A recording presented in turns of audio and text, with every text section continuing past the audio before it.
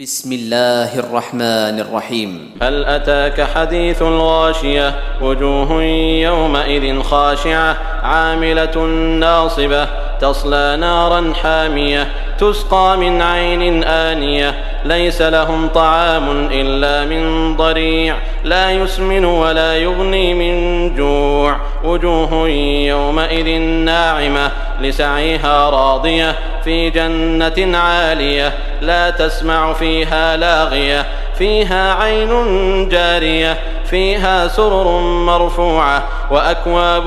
موضوعة ونمارق مصفوفة وزرابي مبثوثة أفلا ينظرون إلى الإبل كيف خلقت وإلى السماء كيف رفعت وإلى الجبال كيف نصبت وإلى الأرض كيف سطحت